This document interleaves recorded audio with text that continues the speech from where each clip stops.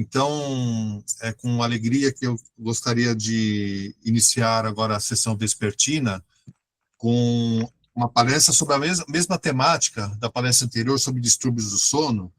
Então, a palestra será o papel da acupuntura no sono e nos distúrbios do sono. E para falar sobre esse tema, nós contamos com a colaboração da professora Cibele Dalfabro, que é cirurgiã dentista, especialista em DTM, dor orofacial, especialista em acupuntura. Ela é doutora, mestre em reabilitação oral, doutora em ciências pelo Departamento de Psicobiologia da Unifesp, e atualmente ela é professora adjunta da Universidade de Montreal, na Faculdade de Medicina Dentária do Canadá. E peço licença para resumir até o seu currículo, professora, porque é bastante extenso aqui, mas uma vasta experiência aqui com odontologia do sono e distúrbios do sono de forma geral. Então, ela vai dar o seu olhar, né, como dentista, sobre esse assunto, que é um assunto bastante pertinente aí para quem trabalha com medicina chinesa. Eu acho que é um tema que a gente talvez não deu tanta atenção até hoje, né, a incorporação dos distúrbios do sono, mas a partir de agora a gente vai olhar com interesse, vai dar uma atenção especial para esses pacientes aí e saber, né, conduzir e manejar esses pacientes de uma maneira multiprofissional e interdisciplinar. Então, professora, a senhora tem 50 minutos e logo após nós vamos ter os nossos tradicionais 10 minutos para perguntas e respostas. Então, eu queria pedir a todos que, por favor, desliguem os microfones, todos os microfones ligados, e a professora Cibele está com a palavra. Obrigado. Obrigada, doutor Marcelo, pela apresentação. Queria agradecer a doutora Ana Cristina, agradecer a doutora Kátia pelo convite amável, muito bom estar aqui. Já faz algum tempo que eu fiz meu curso de acupuntura, não estou atuando em acupuntura hoje em dia, porque eu estou no Canadá, e aqui a gente precisa fazer uma formação em acupuntura, então eu não posso atuar, né? Aliás, nem como dentista, agora que eu estou tirando a minha licença, que eles chamam de licença restritiva para ensino, né? Porque agora eu estou como professora da universidade, então estou tirando como se fosse um CRO para usar dentro só da universidade, né? Então aqui eu não sou nem dentista nem acupunturista, sou só pesquisadora. Então, vamos lá, eu vou compartilhar com vocês a minha apresentação.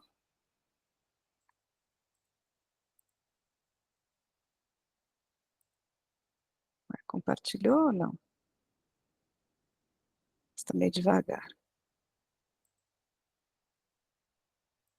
Está compartilhado para vocês? Sim. Sim? Ok. Então, como o doutor Marcelo falou, eu vou falar sobre o papel da acupuntura, principalmente nos distúrbios do sono, tá? Então, a aula vai seguir esse rumo aqui, eu vou falar um pouquinho dos distúrbios do sono, os conceitos, os principais distúrbios do sono que a gente pode atuar com a acupuntura, ou, principalmente, como eu estou dentro da ciência, né, a gente sempre tenta basear o que é falado em termos do que existe na literatura, em termos do que tem sido demonstrado, tá? Então, eu vou dividir entre a insônia, a apneia do sono e os distúrbios de movimento, que são os distúrbios que a gente vai mais atuar, tá? Principalmente o bruxismo, a acupuntura, e eventualmente a insônia também. E por que a medicina tradicional chinesa associada ao sono, né? Desde a antiga China já se falava da acupuntura e das técnicas da medicina tradicional chinesa tratando principalmente insônia. E principalmente por quê? Porque a acupuntura ela vai equilibrar o Qi, vai ajudar na restauração das funções biológicas. Segundo vários autores, enfim, ela não altera, não afeta diretamente o ciclo vigília-sono, mas ela restaura os níveis de alguns neurotransmissores, principalmente a gente está falando aqui da serotonina, do ácido aminobutírico e do glutamato, que ajudam no sono e melhoram a função de inibição central. Ajuda também a atuar no eixo hipotálamo-hipófise adrenal, reduz marcadores inflamatórios e ajuda na regulação do estado físico, mental, emocional e espiritual. Agora, há 2 semanas eu fiz um levantamento, né, para montar essa aula, e no PubMed tinha lá, quando a gente cruza as palavras acupuntura e sono, tinham 1.538 referências, sendo 1.128 de 10 anos para cá. Então, aumentou muito as pesquisas que falam da acupuntura, né? Isso é uma coisa muito boa para a gente que trabalha com acupuntura. Eu vou um parênteses aqui, eu fui estudar acupuntura porque eu fui paciente de acupuntura muito jovem na minha vida, eu me formei com 21 anos e fui trabalhar, e eu não tinha a menor noção de ergonomia, e eu trabalhei de forma muito errada, e eu tive uma tendinite e uma bursite no braço direito, que eu precisei parar de trabalhar, com 22 anos. E a acupuntura que me salvou. Então, depois de um tempo, eu falei, mas eu quero entender como é que isso funciona, porque eu sempre fui paciente de acupuntura, né? E aí, voltando aqui na minha, né, no levantamento que eu fiz, quando eu coloquei acupuntura e distúrbios do sono, esse número baixa para 872. Depois a gente vai ver lá separado por cada distúrbio de sono, eu trouxe também, tá? Opa. Aí, quando a gente olha em relação ao sono normal, eu vou pedir para vocês olharem só nessa parte de cima aqui do slide, só para explicar como é que os estágios de sono funcionam, para a gente entender depois lá na frente, tá? O sono é dividido em estágios 1, 2, 3 e REM.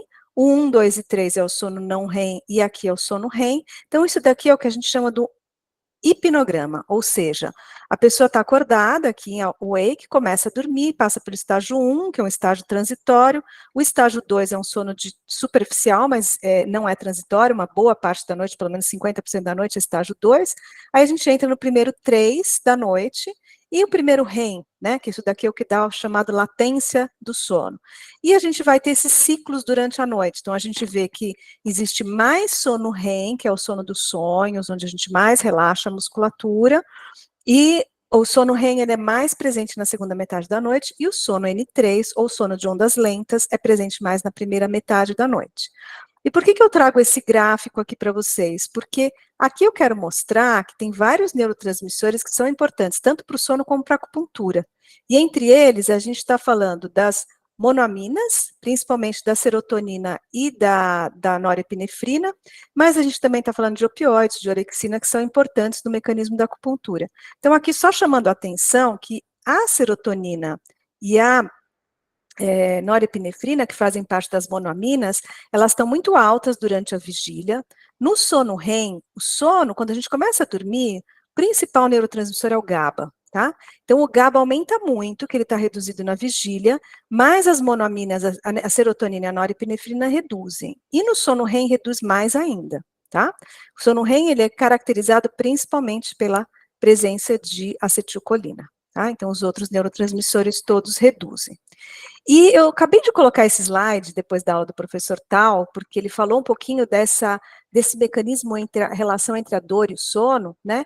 Claro que a respiração é muito importante nesse ciclo e a gente vai falar um pouquinho da apneia do sono, mas aqui eu só queria chamar a atenção de que existem vários mecanismos potencialmente responsáveis por essa relação, essa dupla relação da dor e do sono, né? Então, o paciente com dor, ele dorme pior, ele fragmenta o sono, e o paciente que dorme mal, ele tem mais dor, né? Então, realmente vira uma bola de neve, mas tem vários fatores que podem explicar, a gente não vai entrar nos detalhes aqui, porque isso daqui normalmente é uma aula que eu dou também em 1 ou 2 horas, né, pelo menos, tá? Para poder explicar esses fatores todos, mas se alguém tiver interesse, eu posso mandar artigos, tá? E os distúrbios do sono na MTC, o que a medicina tradicional chinesa fala, né? Que o distúrbio de sono ele pode ser um excesso ou uma deficiência de yin ou de yang. Em teoria, né, pela MTC, estar acordado à vigília é predominância yang e o sono é predominância yin. Então, a insônia, ela é normalmente uma falha do yin ou uma intranquilidade da mente por falha do yin em controlar o yang. Então, o yang ele está mais preponderante do que o yin. Então, algumas causas que a medicina tradicional chinesa coloca, né, como excesso de calor ou mucosidade de fogo, e a sonolência excessiva, que aí seria o contrário da insônia, ela é vista nas doenças em que a deficiência de yang leva a um excesso de yin e ao acúmulo de umidade e mucosidade. Então, em teoria, as duas condições, tanto o excesso de sono quanto a falta de sono, seriam um desequilíbrio entre o yin e o yang. Tá? Aqui a lista de distúrbios do sono pela Classificação Internacional de Distúrbios do Sono de 2014, que foi recentemente revisada em final de 2023, mas que continua basicamente essa mesma lista, mudaram alguns pequenos fatores, né? Os distúrbios do sono existem mais de 60 tipos, eles são categorizados em 7 grupos, né? E a gente basicamente vai falar aqui das insônias, da síndrome da apneia do sono e de 2 distúrbios de movimento, que são o bruxismo e a síndrome das pernas inquietas. Aqui eu trago os dados de prevalência do epissono, que é o estudo epidemiológico, o primeiro epissono, né, que foi lá em 2007, que foi publicado em 2010 pelo Dr. Sérgio Tufik, que foi meu chefe durante muito tempo, onde a prevalência de insônia é de 15%, de apneia de sono, como o Dr. Tal falou anteriormente, 33%, do bruxismo, praticamente 13%, e da síndrome das pernas inquietas e movimentos periódicos dos membros, 23% e 5,1%. Então, só para a gente falar um pouquinho assim, o que a gente define como insônia, né? Insônia não é simplesmente eu ter um sintoma isolado de uma noite dormir mal. Isso a gente não considera insônia. A gente pode ter um sintoma de insônia ou uma insônia circunstancial, que eu vou falar já já, que é chamada de insônia aguda, né?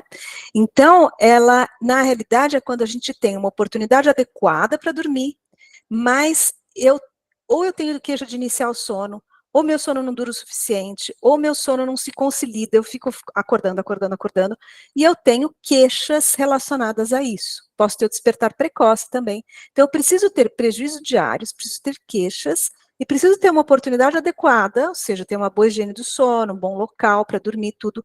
E aí, na consequência desse ambiente que seria o ideal, mesmo assim, não ter uma boa qualidade de sono. Tá? Se a gente lembrar daquele gráfico que eu mostrei para vocês lá no início, onde eu tenho 1, 2, 3 e o REM, né, aquelas barrinhas do REM estariam aqui, ó, essas barrinhas horizontais, a gente vê que aqui a vigília, ó, durou muito tempo, então isso daqui é uma insônia inicial. A insônia de manutenção, a pessoa dormiu metade da noite, chegou no meio da noite, acordou, e fica um tempão acordado. Aqui, ó, de 3h57 até 5h57, 2 horas acordado. E depois conseguiu dormir de novo.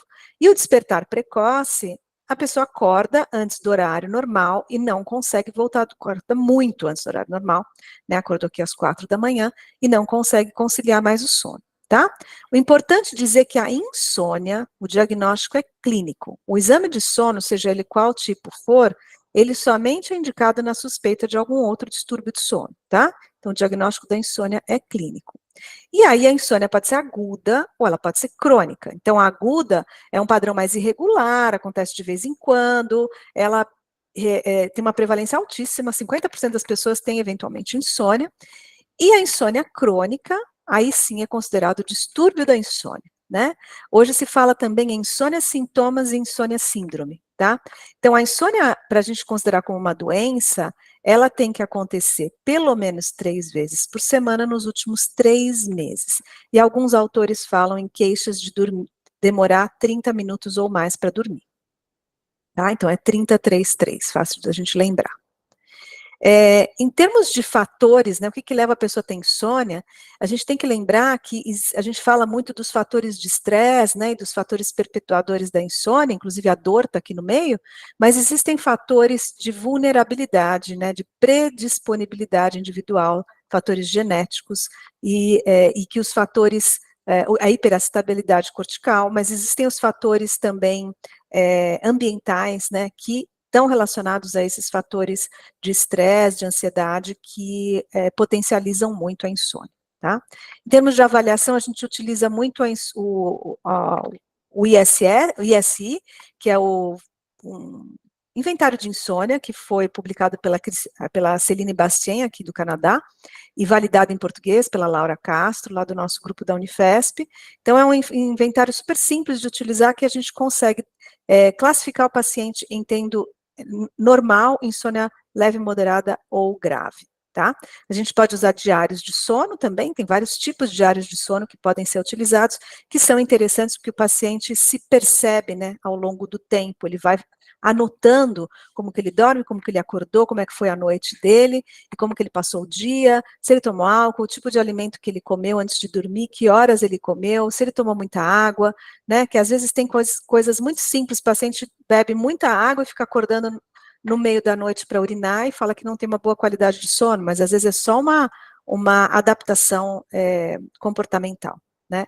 Em termos de tratamento, né, tem os tratamentos, hoje ainda bem, né, que o tratamento farmacológico está cada vez menos sendo utilizado, pelo menos indicado, né, mas a terapia cognitivo-comportamental, ela é muito hoje o carro-chefe aí do tratamento da insônia, mas relacionado a outros fatores comportamentais também, como higiene do sono, exercícios, controle de estímulos, e felizmente a acupuntura ela é citada em vários dos estudos, em várias das revisões aí, como dentre os tratamentos não farmacológicos que tem uma boa aceitação e um bom resultado para melhora da insônia. Eu vou mostrar para vocês alguma coisa, tá? Então, aqui, quando eu levantei, inclusive hoje eu refiz, insônia e acupuntura no PubMed tem 850 artigos. Quando a gente olha só de 10 anos para cá, 626. Então, como eu falei no início da aula, felizmente, de uns 10 anos para cá, a medicina, a odontologia, enfim, então, realmente enxergando, né, o efeito da acupuntura. E eu acho interessante, eu não sei se vocês têm essa experiência, mas às vezes o paciente, eu ofereço acupuntura, o paciente fala assim, eu não sei se eu acredito, se eu não acredito. Eu falo assim, mas não é religião, né? Não é acreditar, é uma ciência, né? A gente tem estudos que comprovam o efeito da acupuntura. Eu tive um paciente médico que eu mandei uma revisão para ele, falando sobre como que a acupuntura funciona, e ele ficou, assim, um médico ortopedista, por incrível que pareça, ele não indicava acupuntura, né, e depois que ele tratou comigo, ele passou a indicar acupuntura, né, passou a se interessar mais pela acupuntura. Então, aqui eu trago um estudo de 2017, que é bem delineado, bem feito, onde foi um estudo randomizado, acho que foi duplo cego ou simples cego, não sei, mas eles dividiram 72 pacientes num grupo de acupuntura, que a acupuntura, eles faziam 12 sessões durante 4 semanas, então era 3 vezes por semana, tá? Então, os pontos que eles utilizaram foram coração 7, do MAI 29, do MAI 20 e do MAI 24, um extra head neck 22 e baço pâncreas 6. E eles avaliavam esses pacientes, os dois grupos, então um grupo era só acupuntura, e o outro grupo, que eles chamavam do grupo controle, ou o grupo sham, que era o placebo, eles usavam só o tubinho, mas eles não inseriam a agulha nos mesmos locais, nos mesmos pontos. Eles tiveram 36 pacientes de cada grupo que terminou, e eles avaliavam esses pacientes pelo índice de gravidade de insônia, pela actigrafia, que é um reloginho, né, que mede a atividade. Ele não mede diretamente o sono, mas ele mede atividade e inatividade, e mediram por autoescalas de ansiedade e depressão a cada 2 semanas, durante 8 semanas, tá? E aqui a gente pode observar que o desfecho primário, que foi do índice de gravidade de insônia, os pacientes tinham um índice de 17, o grupo controle também. Depois de 2 semanas, a gente já viu que o grupo de acupuntura reduziu, o outro não. Depois de 4 semanas ainda mais, e com 2 e 4 semanas de follow-up, eles continuam com um índice mais baixo, e o grupo que não tratou, o grupo controle, continua a mesma coisa, tá? Não piorou, mas também não melhorou. Com relação aos desfechos da actigrafia, né? A eficiência do sono, que normalmente deve estar acima de 85, todos eles já tinham uma eficiência de sono mais baixa, tá? Que é o tempo que a gente dorme pelo tempo que a gente fica na cama. Vocês vejam que com 2, 4 semanas de tratamento já aumentou muito, né? O grupo controle não. E se manteve lá acima de 85 pós-tratamento.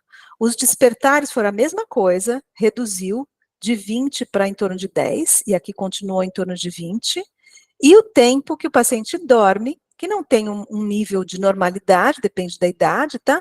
Mas a gente mostra aqui que aumentou, né? De alguma forma, eles se mantiveram com mais tempo de sono em relação ao grupo controle, tá? E as escalas de depressão e de ansiedade também tiveram o mesmo comportamento, ou seja, reduziu e manteve estável até 2 semanas de tratamento, tá? Então, a gente pode dizer que 2 semanas de tratamento foi o máximo, 4 semanas, desculpa, de follow-up, né? 4 semanas de tratamento, 4 semanas de follow-up, os pacientes se mantêm estáveis com relação a esses aspectos, né?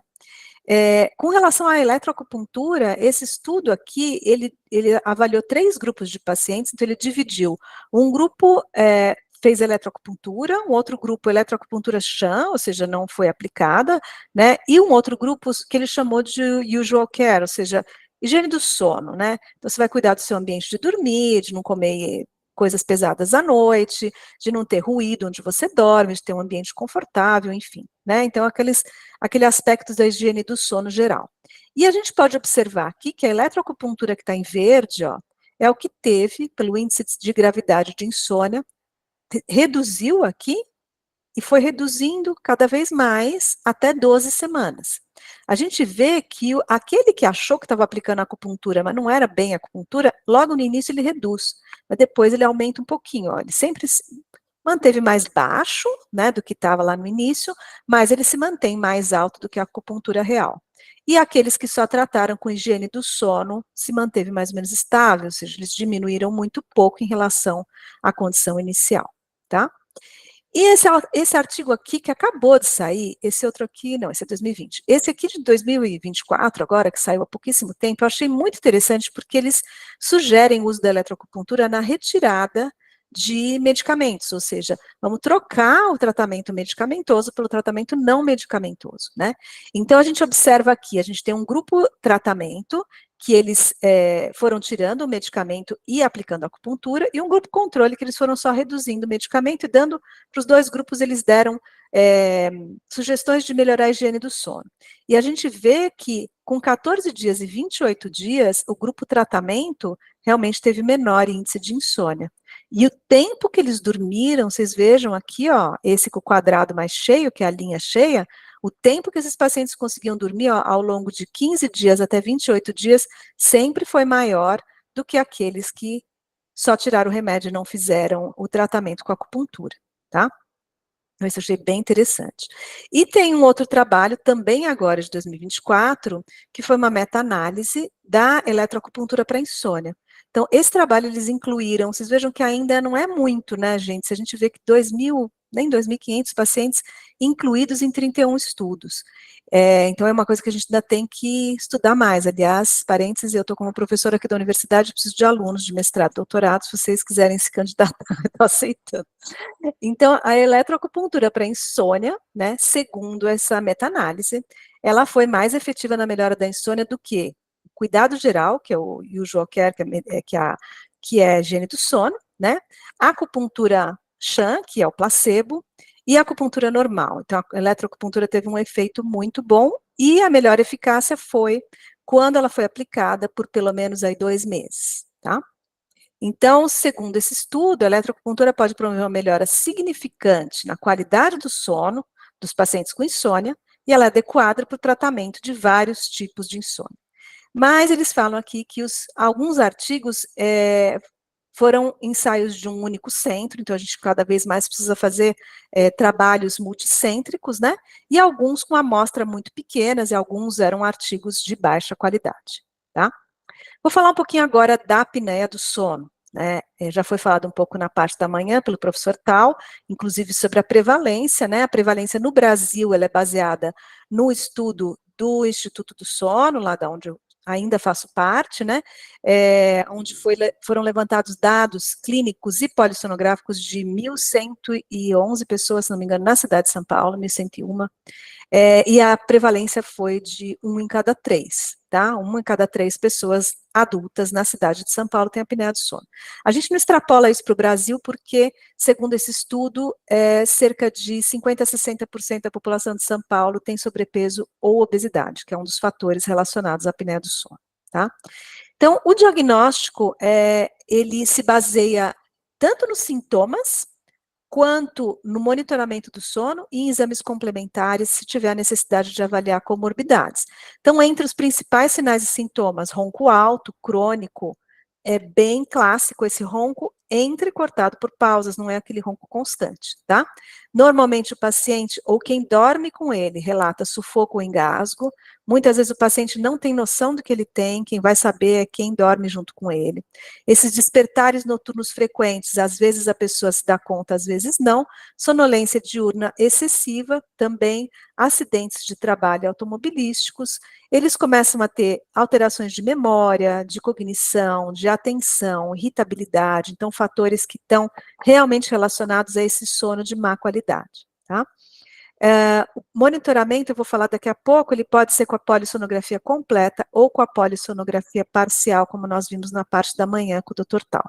Aqui, a história clínica, ela se baseia em avaliar sinais, fatores de risco que estão relacionados à apneia do sono. Então, a obesidade, aumento de circunferência cervical, o próprio envelhecimento aumenta o risco de apneia do sono. Então, entre homens e mulheres, ela é mais frequente nos homens, mas as mulheres, quando entram na menopausa, aumenta muito o risco, né? Fatores crâniofaciais, então, tanto do ponto de vista lateral quanto antero-posterior, né? A perda de espaço para as nossas estruturas, né, principalmente de estruturas de língua, de via aérea, de véu palatino, que ficam reduzidas com essa alteração anatômica, né, e que, dentro do possível, devem ser corrigidas, mesmo na fase adulta, né, eventualmente. História clínica também de alterações otorrinolaringológicas, refluxo gastroesofágico, são condições que aumentam o risco também do paciente apresentar apneia do sono.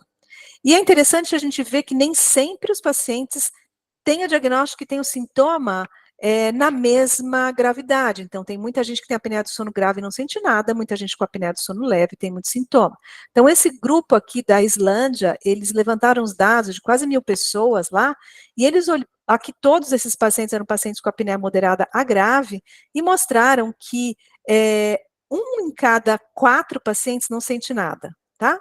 Não sente nada, é o vizinho que reclama do ronco deles. 1 em cada 3 reclama de sono fragmentado e 40% são sonolentos, tá? Aqui só mostrando, então, uma polissonografia, que é uma polissonografia de laboratório, né, o que a gente chama da polissonografia tipo 1, onde a gente observa vários eventos. Então, aqui é o fluxo aéreo, onde eu estou vendo várias paradas respiratórias, apneias obstrutivas e apneias mistas. Aqui é o esforço respiratório do tórax e do abdômen, e aqui a saturação de oxihemoglobina, então, onde eu vejo essa alteração, né, onde tem uma parada, eu tenho uma queda na saturação, eu volto a respirar, a saturação volta ao normal. E a cada volta da respiração, ó, arousal quer dizer despertar em inglês, tá? Então, esse despertar breve que o paciente volta a dormir de novo. Então, normalmente é isso que acontece, eu começo a dormir, a minha via aérea fecha, eu tenho uma redução do O2 e aumento do CO2, que é o que faz o nosso centro respiratório mandar uma mensagem para a gente aumentar o esforço ventilatório, e eu abro a minha via aérea para voltar a respirar, tá? Durmo de novo. Então, aqui eu estou colocando para vocês esses índices que são relacionados aos pacientes adultos, tá? Então, hoje, a gente considera pelo índice de apneia e hipopneia normal abaixo de 5, leve de 5 a 15, moderada de 15 a 30 e grave acima de 30. Para criança, o índice é bem diferente disso, tá?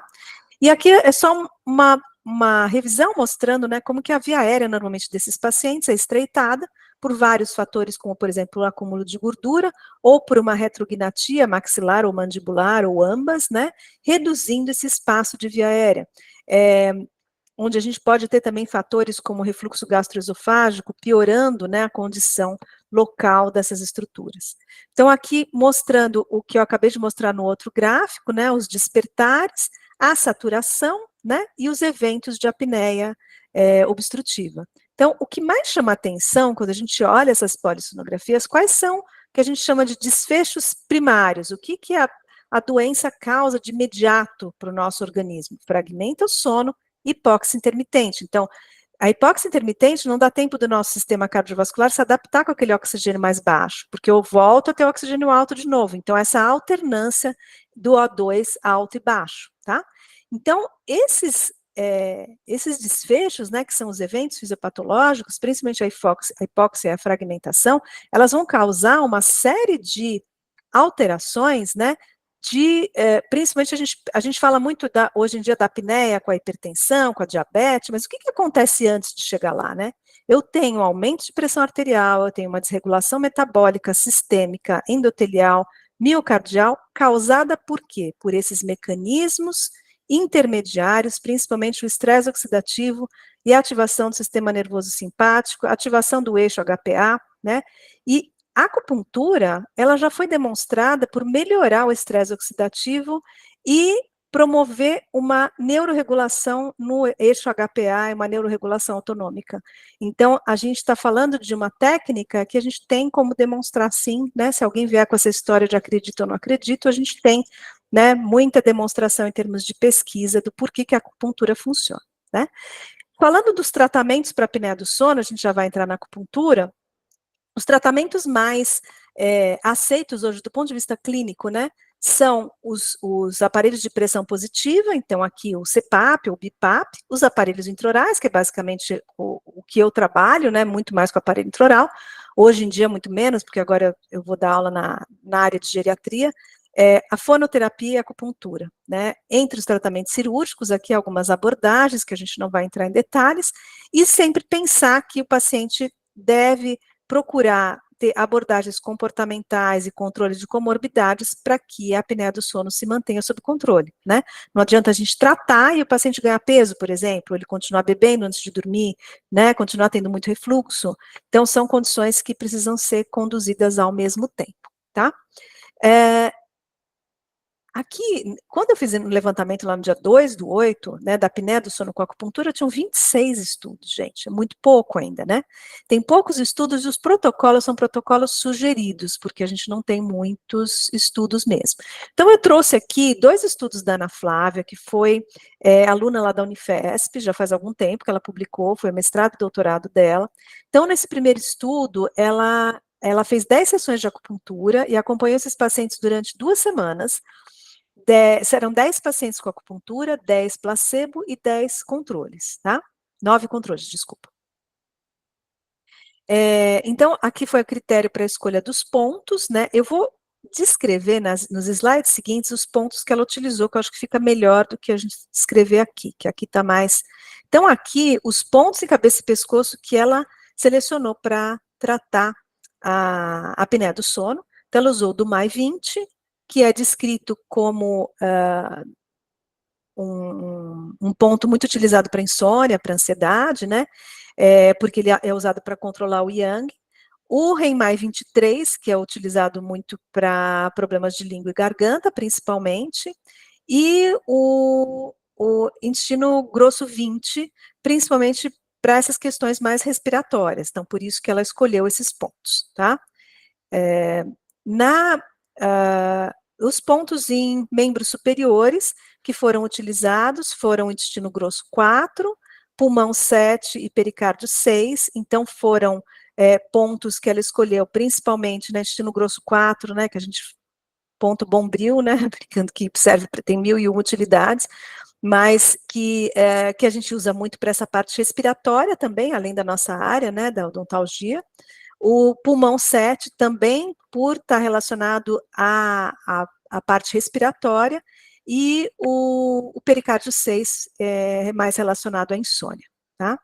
E os pontos utilizados nos membros inferiores foram o rim 6, que ela selecionou em função do uso também para insônia, sonolência, baço pâncreas 6 a mesma coisa, e ela utilizou também o estômago 36 e o estômago 40, que também estão muito relacionados a essa parte respiratória, tá?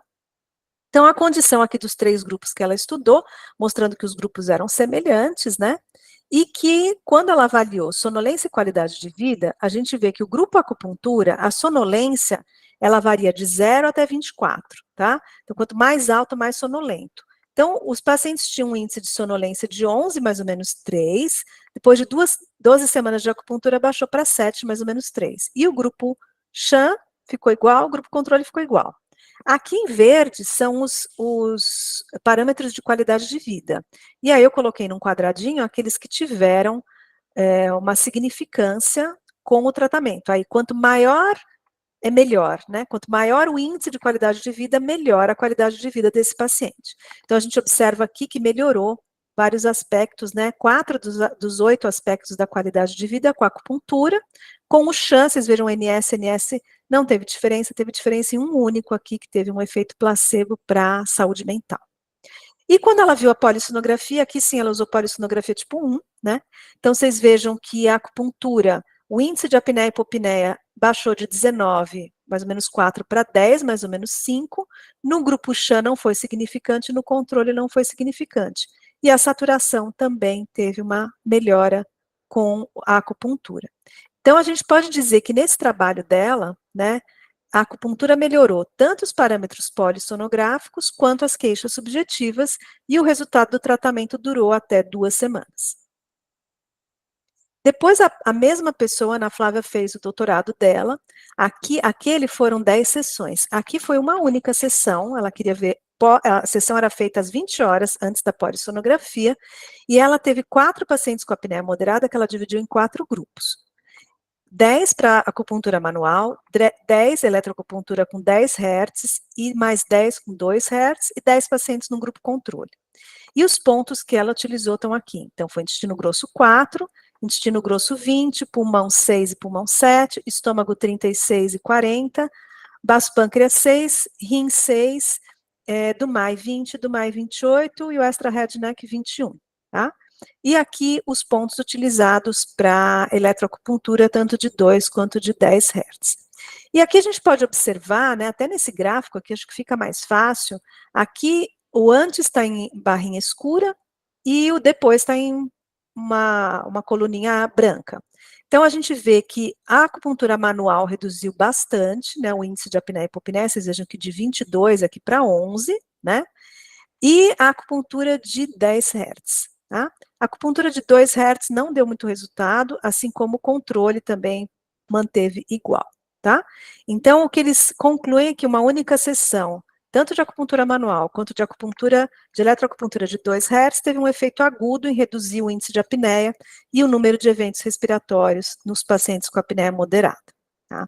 Depois, um estudo feito em Recife, pelo grupo de cardiologia lá de Recife, eles testaram o mesmo protocolo da Ana Flávia para a apneia do sono em pacientes que tinham hipertensão, mas eles não tiveram um bom resultado. Então, vocês vejam, eles alocaram 20 pacientes para acupuntura e 24 para acupuntura Chan, e eles mostraram também, foi uma única aplicação, que nesses pacientes com hipertensão, a acupuntura não reduziu a apneia, nem a pressão arterial e não melhorou a qualidade de vida.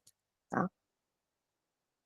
Aqui a gente tem um estudo, eu tinha tirado isso aqui. Eu vou ter que passar, que são 2 estudos que se repetem, tá? De 2024. Perdão. Aqui em 2023, esse estudo de meta-análise, eles incluíram 19 estudos com 1.365 participantes, também procurando avaliar o efeito da acupuntura na apneia do sono. E quando eles compararam com o grupo controle, eles observaram que a acupuntura ela melhorou o índice de apneia e hipopneia, a saturação. Esse estudo eu não consegui ter acesso a ele, tá? Por isso que não tem um estudo completo aqui. Melhorou a escala de sonolência e melhorou fatores inflamatórios também, tá? E agora eu vou entrar um pouquinho nos distúrbios de movimento, para a gente falar um pouco sobre síndrome das pernas inquietas e bruxismo, tá? Então, a síndrome das pernas inquietas, ela tem uma prevalência mais ou menos lá, como a gente falou, de 20%, é uma coisa extremamente comum, né? Já vou explicar um pouquinho para vocês o que é. E os movimentos periódicos de pernas têm uma frequência de 5,1.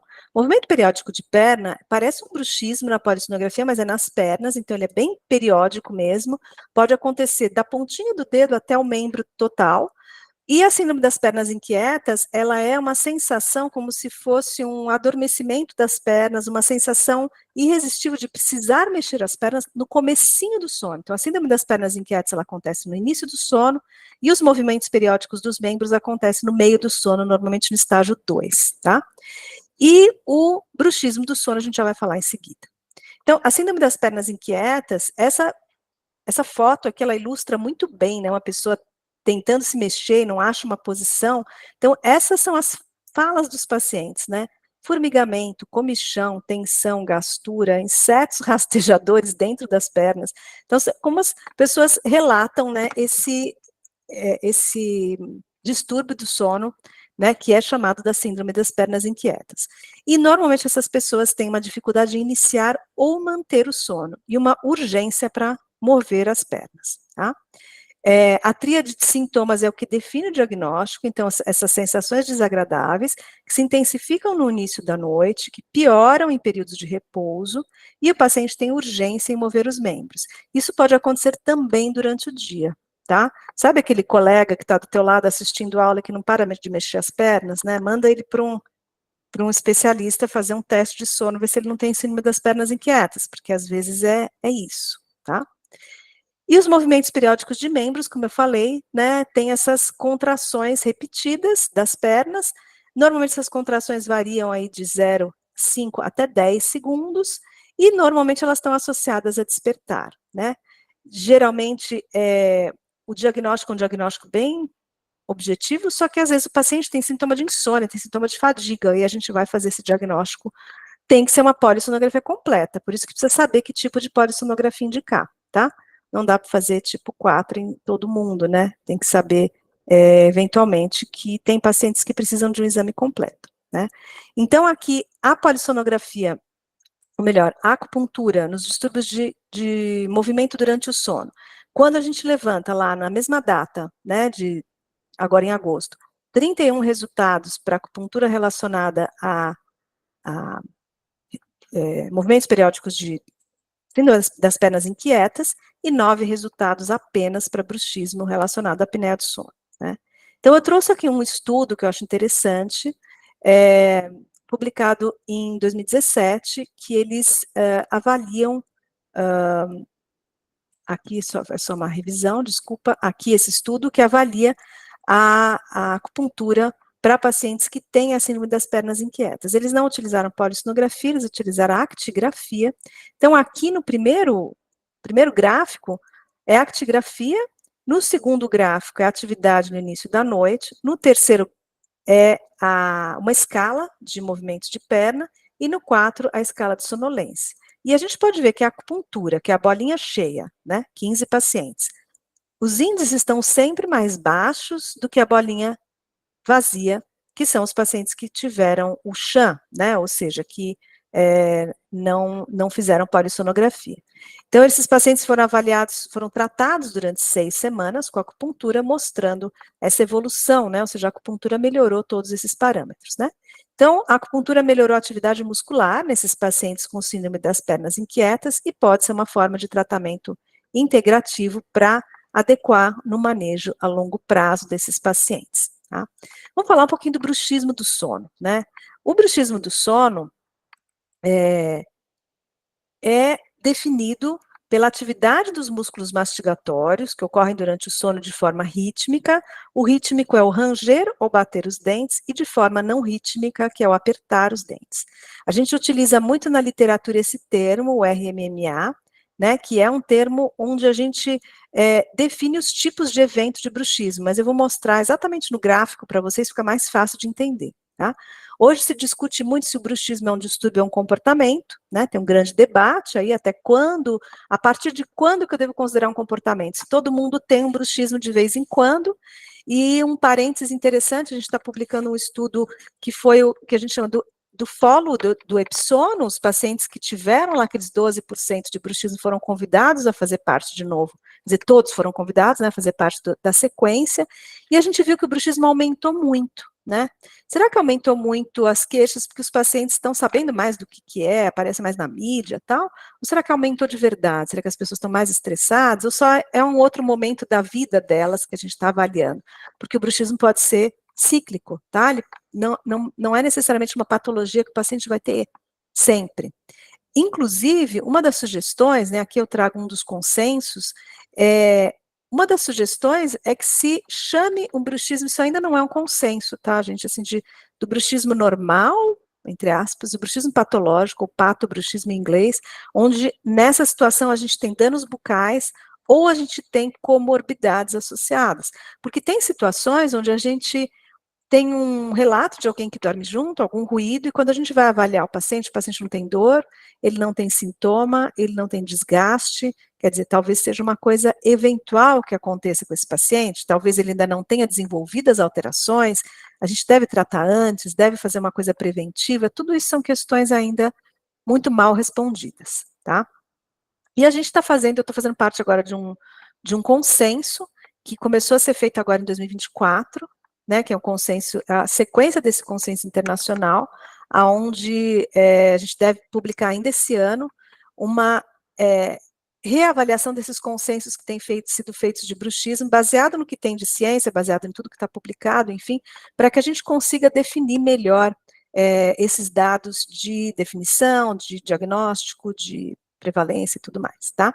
Em termos de manifestações clínicas, a gente pode ver situações de um desgaste como esse, por exemplo, que é um desgaste, uma faceta brilhante, né, que se encaixa com a outra faceta do dente superior, e até fraturas de dente, né, mas até que ponto um desgaste como esse aqui, um torus, ou uma bifração, uma lesão não cariosa, o que é bruxismo, o que não é bruxismo, né?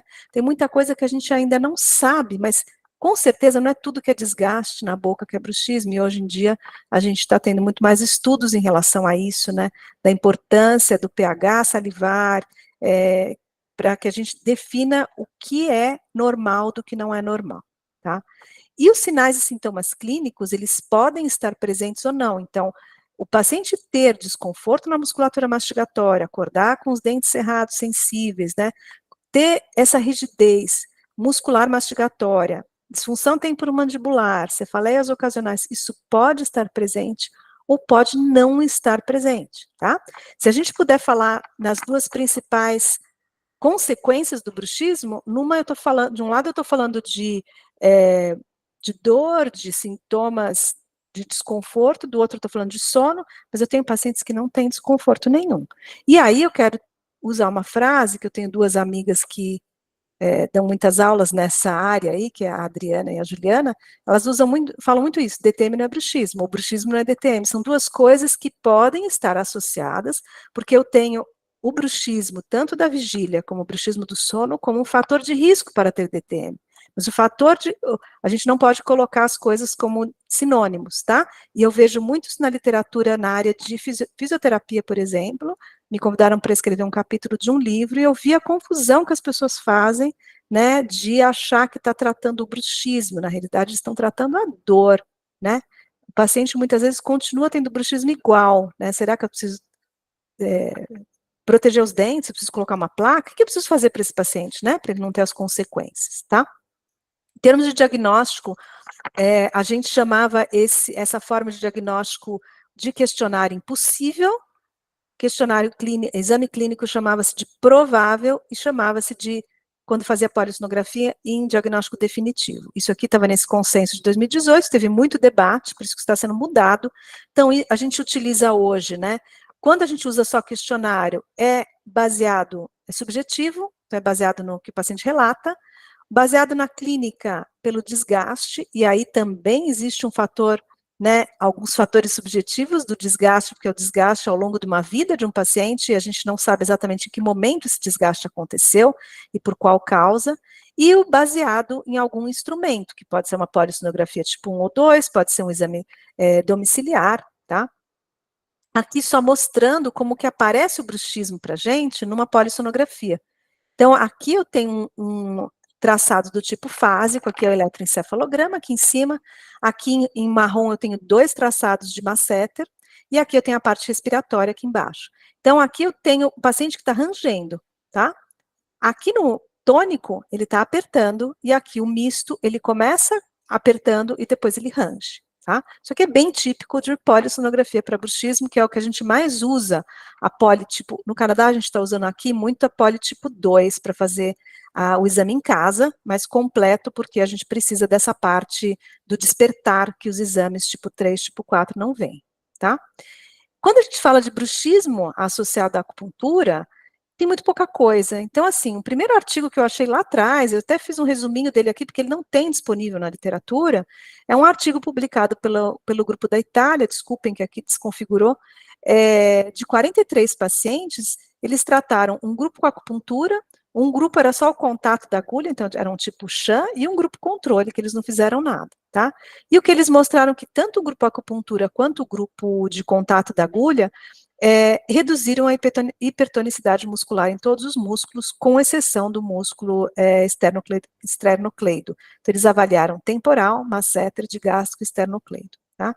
E o grupo de acupuntura teve melhor resultado no temporal anterior e no digástrico. E esse estudo aqui, publicado pelo grupo da Sandra Calil-Bussadori, da pediatria, onde é um estudo com fotobiomodulação, né, em ponto de acupuntura. Eu também não consegui o estudo completo, né, ela avaliou 66 crianças de 6 a 12 anos, eram crianças com diagnóstico de bruxismo por questionário pelos pais. Num primeiro grupo, ela utilizou um laser em pontos de acupuntura, num segundo grupo, uma placa estabilizadora oclusal, e no terceiro grupo, um placebo, e um grupo controle. Então, os desfechos foram marcas na mucosa jugal, então as marcas foram associadas com bruxismo.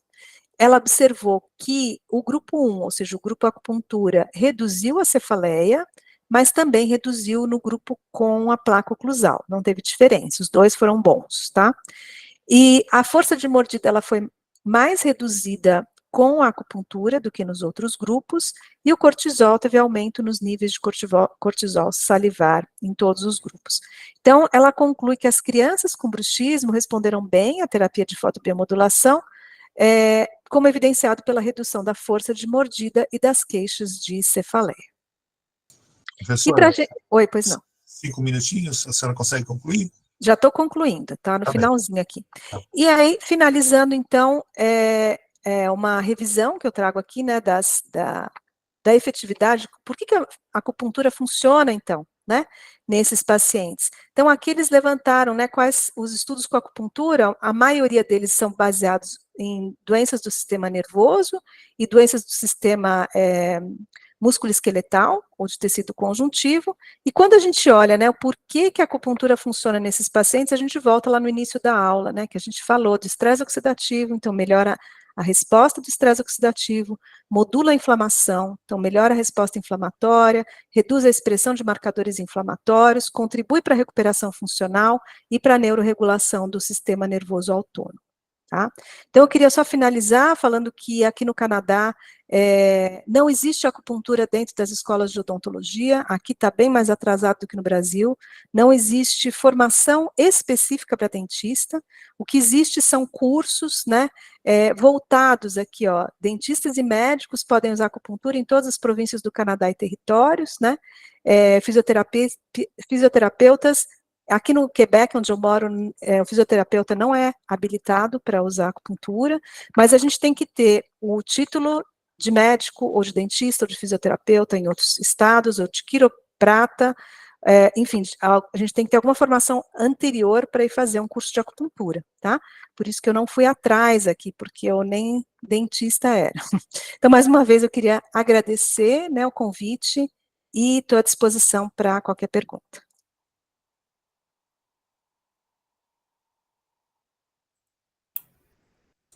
Muito obrigado, professora Cibele. Excelente revisão aí dos aspectos relacionados à odontologia, distúrbios do sono. Acho que fez um up-to-date aí muito importante para nós, né? Vamos começar as perguntas. Por favor, eu vou pedir para as pessoas que forem perguntar ou comentar alguma coisa que sejam bem objetivos, né, para a gente respeitar o nosso cronograma. Hélio Sampaio, por favor. Olá a todos.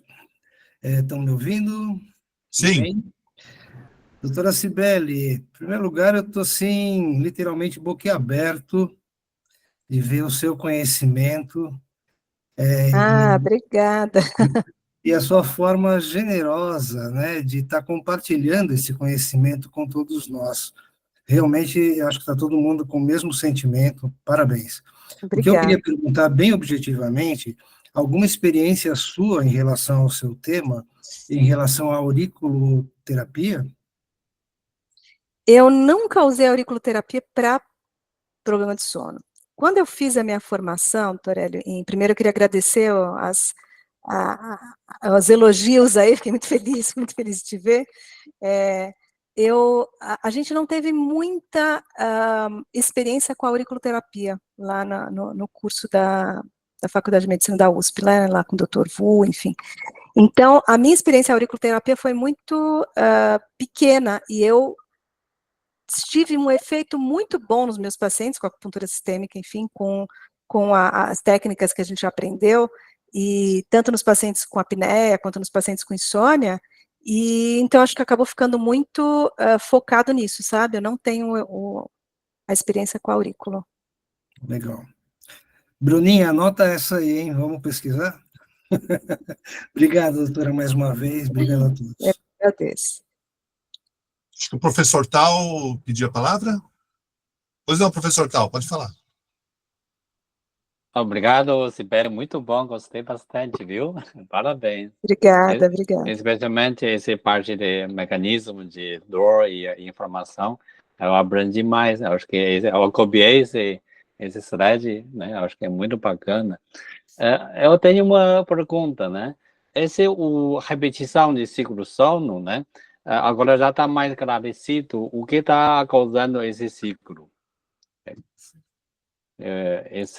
Realmente ainda eu estou correndo atrás, ainda não tenho um esclarecimento nesse momento no meu estudo. Você diz em relação à fragmentação do sono? Não, primeiro o sono cíclico, né? 90, 120 minutos um ciclo, né? A pessoa não volta para a vigília, né? Por exemplo, porque na clínica é muito visível, né? Muita gente tem essa fragmentação de sono, né? Então, o que está acontecendo isso? E também é bem visível. Por exemplo, a gente usa fita, né? O dia seguinte, ela reduz essa fragmentação, né? Essa parte eu ainda não consigo entender o que está acontecendo.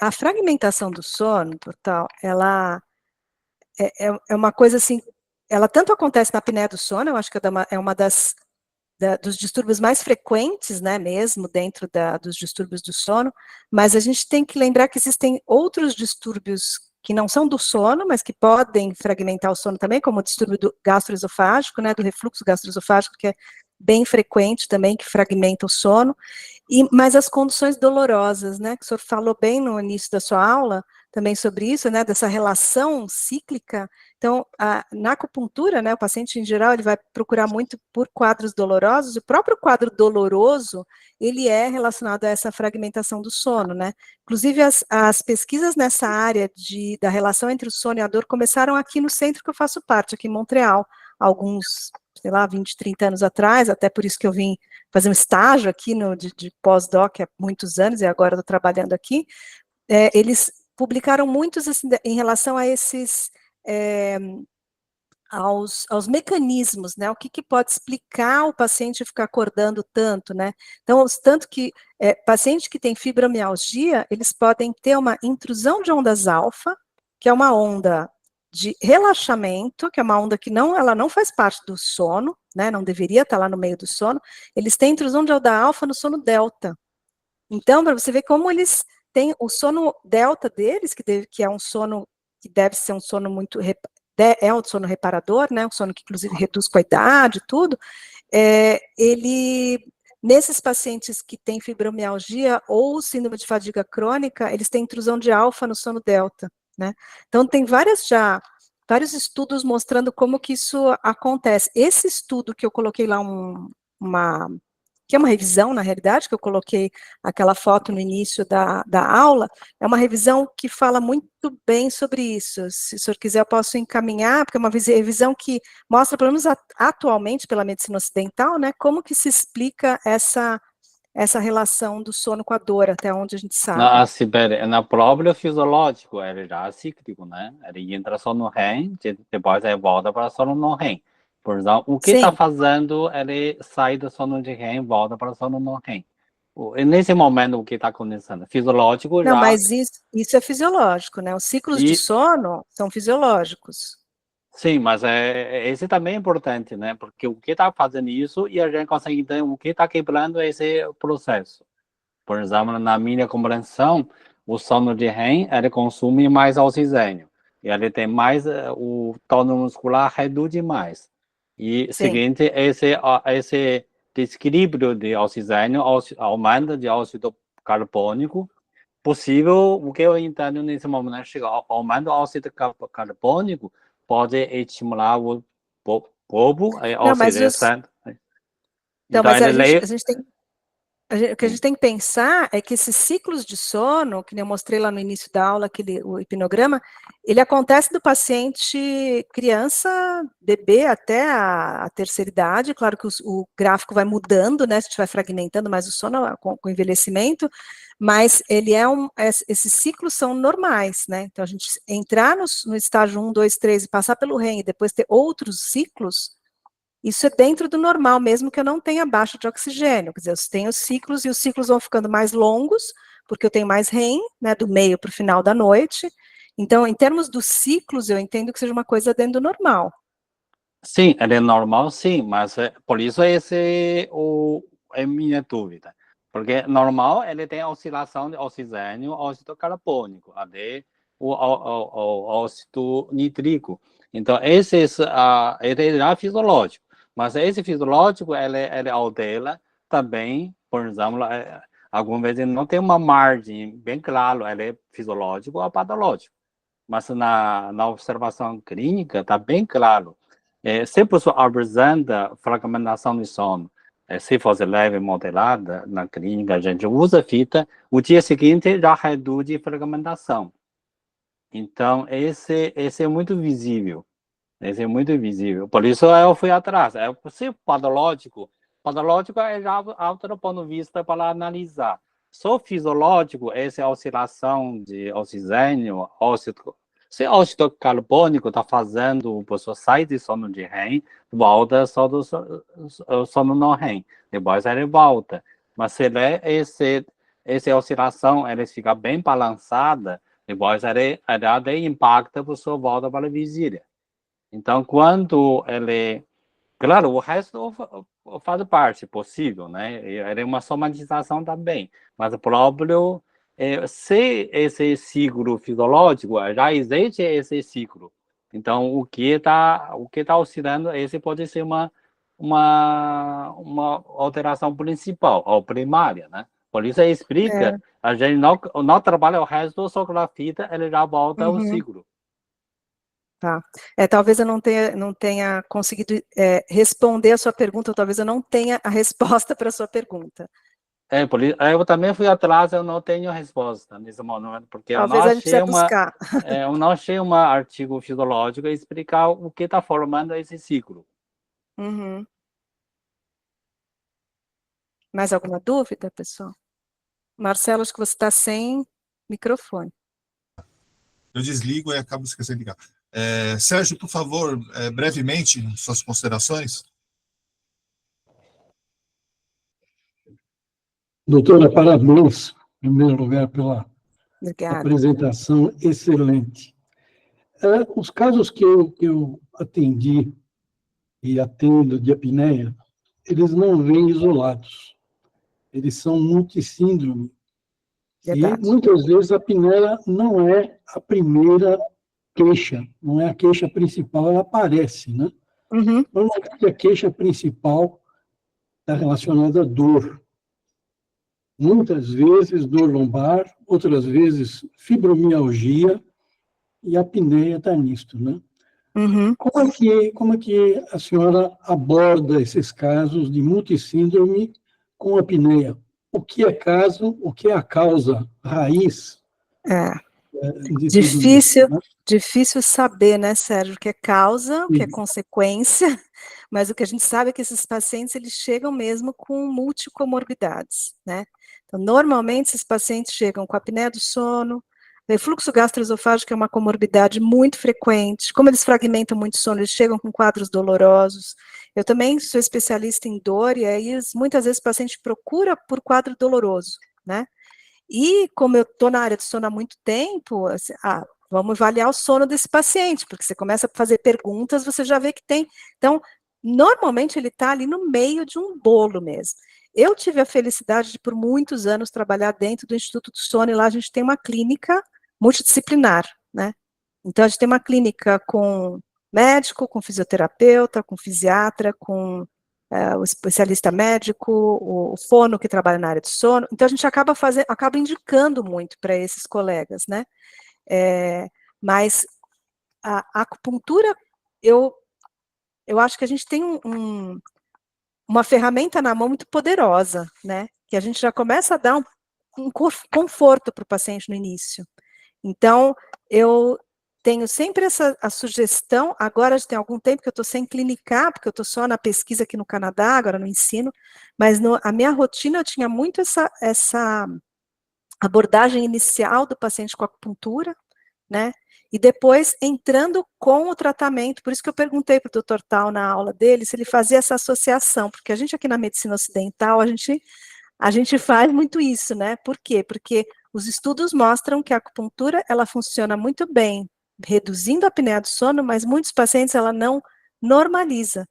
Então, o paciente não fica 100%, assim como muitas vezes ele não fica 100% com a faixa, ele não fica 100% com o aparelho intraoral. Às vezes ele coloca o CPAP, ele está melhora da apneia, mas ele continua com dor, ele continua com outros sintomas, ele continua dormindo mal.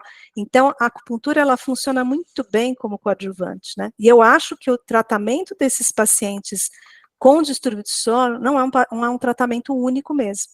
Então, muitas vezes, mesmo que seja eu fazer acupuntura e eu fazer o tratamento com o aparelho intraoral, muitas vezes eu preciso de outros profissionais para me ajudarem. Por exemplo, eu uso muito o tratamento com a fono, né? As fonos fazem um trabalho, inclusive o Brasil é pioneiro mundial nessa área, viu, gente? Assim, um orgulho quando a gente vê nos congressos de sono pelo mundo aí, que é o desenvolvimento da terapia de fono, né, da motricidade orofacial, para fortalecer toda a musculatura de véu palatino, musculatura de língua, melhorando a apneia do sono. Então, muitas vezes a gente associa esses tratamentos. Mas o que você falou é exatamente o que acontece na clínica, viu, Sérgio? É essa mistura aí de sintomas, né? O paciente chega com multi coisas, muitos sintomas. Bom, pessoal, eu acho que, obviamente, estamos Obrigado. longe do assunto, né? Porque o assunto é altamente desafiador, né, para os profissionais de saúde, e deu para perceber que existe aí um longo caminho de pesquisa para ser feita, para a gente ter um entendimento mais amplo dessa condição tão prevalente no mundo todo, né, que são os distúrbios do sono. Então, é um grande campo de conhecimento aí que está aberto para quem pretende fazer pós-graduação, pesquisa, aí é um caminho para ser considerado, né? Muito obrigado, viu, professora Cibele, pelo seu Eu que tempo, agradeço. por abrir seu espaço aqui, compartilhar seu conhecimento, e está convidada a permanecer aqui para assistir às próximas palestras. Obrigada, viu? Eu que agradeço.